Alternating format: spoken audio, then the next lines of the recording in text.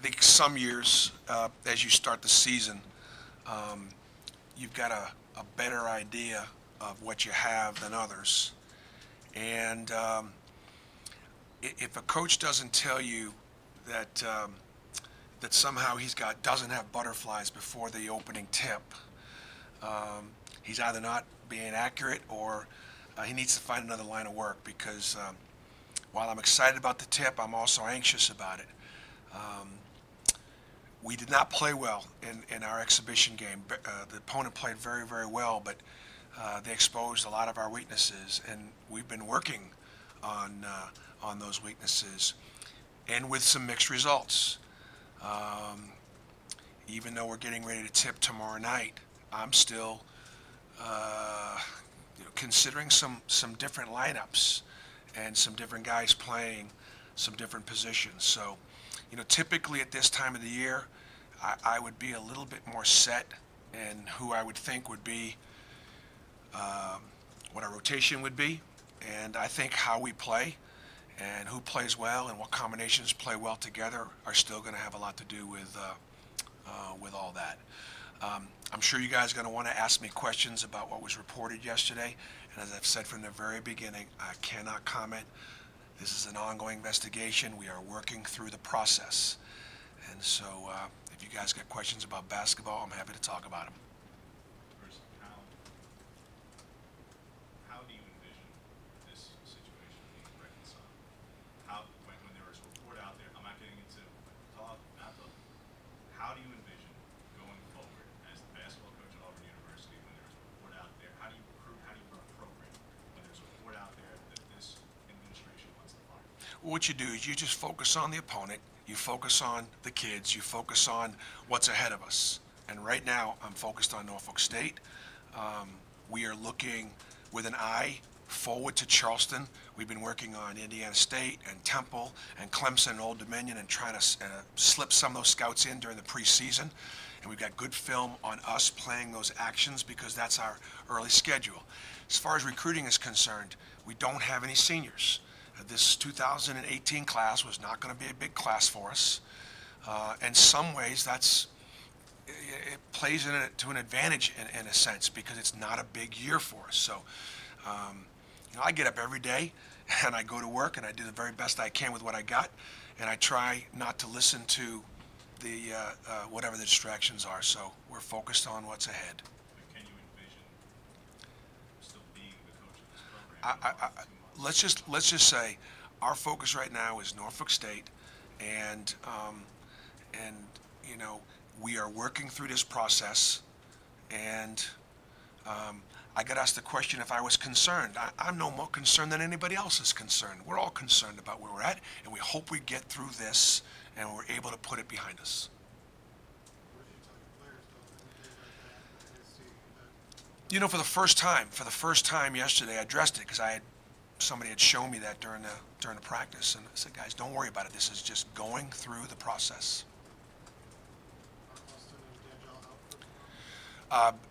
The eligibility status, I get it report day to day, and right now those two guys, as of this afternoon, are eligible to practice but not compete.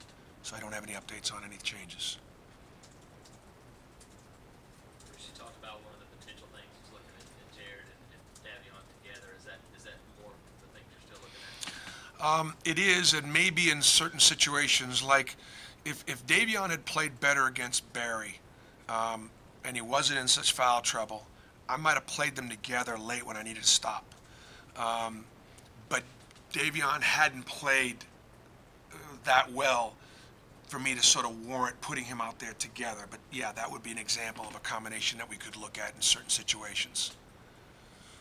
That's a little point, Bruce, but when you say that Austin, that you're getting a report daily on Austin and Danielle, does that mean that the school has started the reinstatement process? I don't know where they're at in the process. I just know I know who's eligible, and I know who's going to be at practice, and if there was a change, they'd notify me. There is no change. Bruce, I understand it's an ongoing investigation here. There is also an ongoing investigation at least 4 other schools. One has already taken the actions it has. But we are not hearing about Sean Miller. We are not hearing about Oklahoma State's head coach. We're not hearing about I haven't. Why is this such a messy process whereby apparently two sides cannot agree to so much as meet and discuss whatever is going on while other schools are. I'm not going to comment about the ongoing investigation or something that was reported.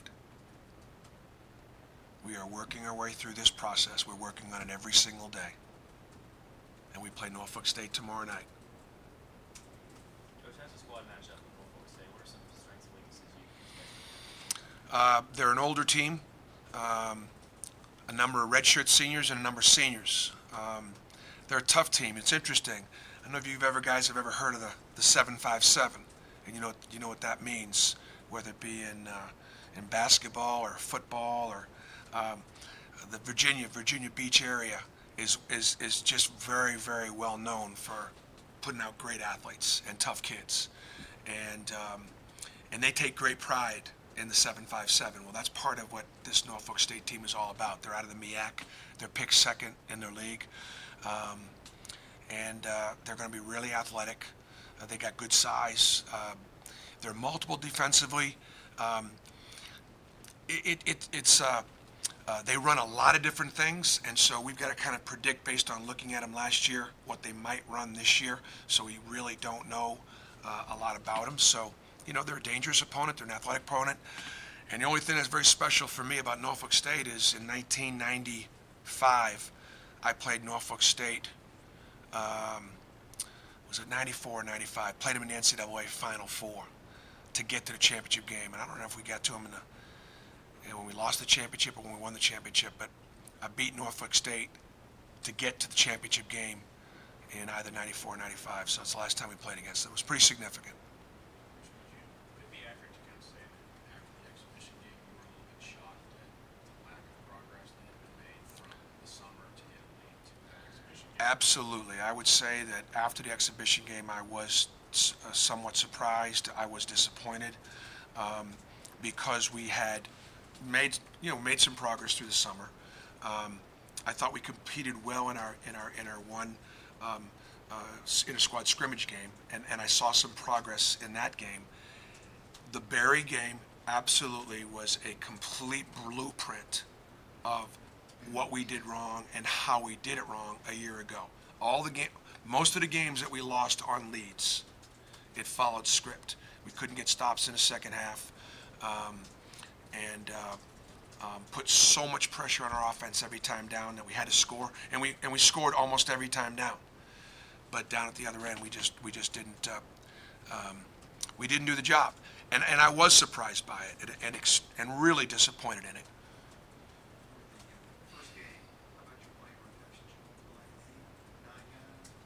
I'd say I think we'll play 9 or 10. Yeah, I mean, I still think we're in a situation where I got two guys at every position, and I think you'll start seeing a little bit of separation, from the minutes. Like, for example, in the overtime situation, I think Bryce Brown and Mustafa both played 35 minutes in the game. I think they played 30 minutes up until that overtime, roughly speaking. So those guys got a little bit more of the volume of the minutes, and of course that's a high number of minutes for me and the way we play.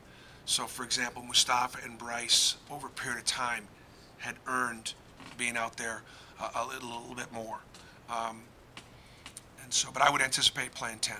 Against Barry, your front court guys pretty much had even minutes. Is that something you're trying to do? So are you seeing separation between those guys? Right? I would say the front court guys, are pretty even. Somebody's got to start, somebody's got to finish. I think it's possible for Deshaun Murray to begin to start playing some small forward, which would mean more minutes for Chuma Okeke. That's a possible adjustment. I think Deshaun's got the ability to do that. The issue is learning the positions. The 1s, 2s, and 3s are very similar positions, point guards and wings. The 4s and 5s are very similar positions as far as the front line. But the 3 and the 4 are night and day different. They're night and day different. And yet that would be where I'd be asking Deshaun to maybe try to play a little bit of both. And so perhaps a limited package for him would be appropriate to get him out there on the floor with Chuma at the same time, because they're two of my better defensive players.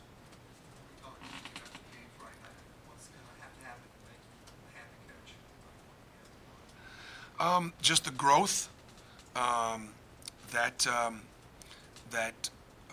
the intensity, the effort, the energy, the body language, handling adversity. I didn't think we handled the adversity very well against Barry. You know, I think our guys respected him. I told them, you know, we worked through their stuff. Their stuff was good. Those guys were better from 3 than 2. They made shots, and let me tell you something. They missed some open shots too. So I would say after that game, our guys had every reason to have some doubt in the progress that we've obviously made. So we set out some goals yesterday. We looked at some national averages of teams' field goal percentage, defense, and rebound margin, and steals, and things that we felt were realistic for this basketball team to do and to attain. And if we can realize, we got to be able to go in there, and those guys got to understand what the field goal percentage defense should be at halftime, and what the challenge is going to be in the second half. I'm going to do something a little different in this game. We're not going to go on the floor as much in pregame. I'm going to cut down our pregame warm-ups a little bit. And the second thing I'm going to do is I'm going to try to get them out of the locker room sooner at halftime, and we're going to go harder in our halftime warm-ups and actually get a lather up a little bit and see if that could get us off to a better start. So those would be a couple of adjustments that I would look to make. Bruce, going back to Austin, when there's still ambiguity as to a timeline as to eligibility, have they expressed any interest in pursuing professional activity? We haven't even talked about it. Right now, what we've talked about is having them back at practice. Like, for example, we just got Austin back this week, and so Austin spent one day on the scout team so that he could work on his offense and, you know, work on his timing and things like that. And then he spent one day with us, again, learning what we do. So I think for both of those guys, it's staying right and staying ready. When you have one scholarships open this year, over the last week, 10 days, 2 weeks, have you explored trying to find someone to fill that? So as to, I mean, you're down 3 guys. You have 12, you've got 9. Right. So have you explored an option to find anybody to fill that position?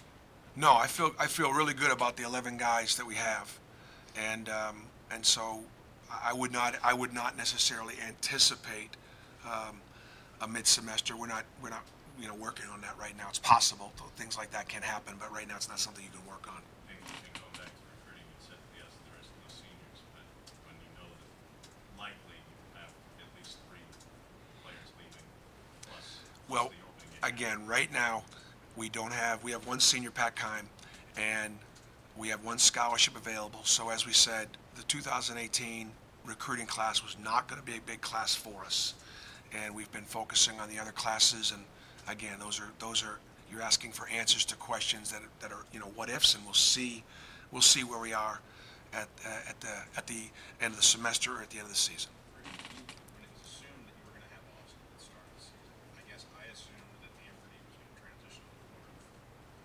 Without Austin, is that kind of put on hold now that he has to basically Yeah, play 5 again? I'd say either Anthony or Horace potentially could have transitioned to the 4 if Austin was available, because Austin was going to garner the majority of those minutes at the 5 spot.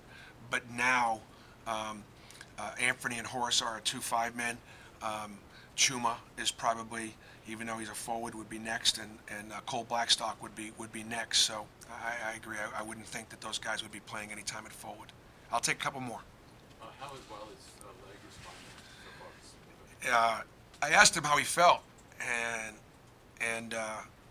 he gave me a bit of a negative response to how he felt, because he wasn't thrilled with how he's playing. I said, Austin, I didn't ask you how you felt about playing. How do you feel? He said, oh, I feel great. You know, he has had no effects having contact this week and running and moving. It was good to see him smile, and it's great to see him healthy. And he's not 100% yet, because he really has only had 2 practices, but he'll get around. He'll be ready pretty soon. Okay, thanks guys.